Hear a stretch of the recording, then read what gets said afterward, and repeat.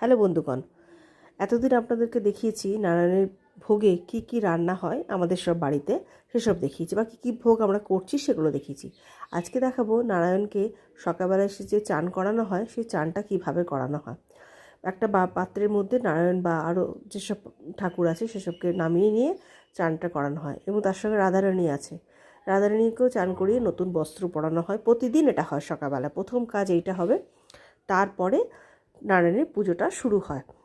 এরপর তো নারায়ণকে তুলসী পাতা দিয়ে চন্দন দিয়ে সাজানো হয় এবং ফুল টুল দিয়ে সাজানো হয়। আর এই যে তুলসী পাতা সব চন্দন দেওয়া আছে, তুলসী পাতার মধ্যে যে চন্দন থাকবে সেটা শুকিয়ে যেতে হবে। তারপরে না এক এক করে প্রত্যেকের নামে নামে সেটা চাপবে। আজকে আমাদের বাড়িতে নারায়ণের পুজো হয়ে গেল, আমরা এখন নারায়ণের অন্য বাড়িতে চলে যাচ্ছে। তো সবাই ভালো থাকুন, সঙ্গে থাকুন।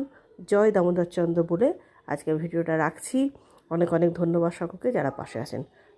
জয় দামোদর।